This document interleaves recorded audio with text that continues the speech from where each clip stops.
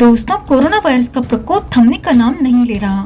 Corona का कोई इलाज नहीं है। अब ऐसी स्थिति आ चुकी है कि हल्के लक्षण वाले मरीजों को अस्पताल में लेने से मना कर दिया गया है। एक्सपर्ट्स मान रहे हैं कि हल्के लक्षण वाले मरीजों को घर में अलग रहकर ही अपना इलाज करना होगा।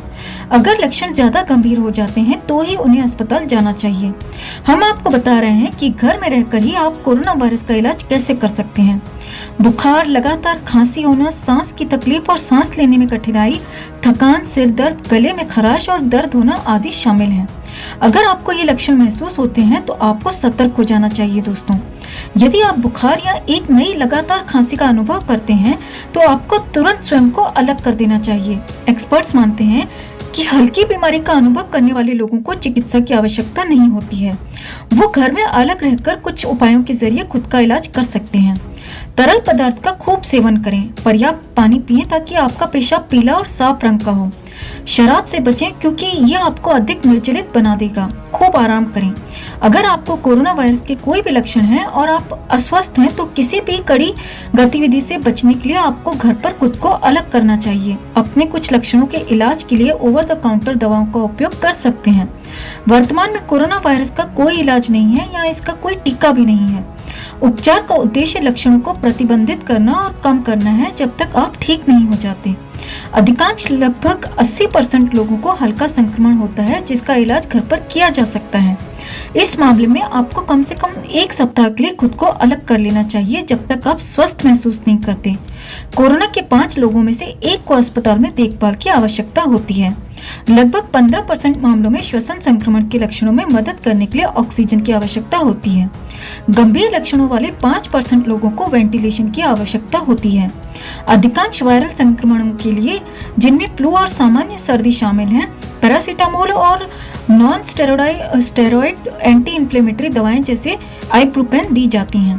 कोरोना के लक्षणों जैसे कि बुखार और सिरदर्द आदि के लिए पैरासीटामोल या आइब्रुपेन ली जा सकती है। ध्यान रहे कि बेवजह इन दवाओं के इस्तेमाल से बचें और अगर कोई शंका हो तो डॉक्टर से सलाह भी जरूर ले लें।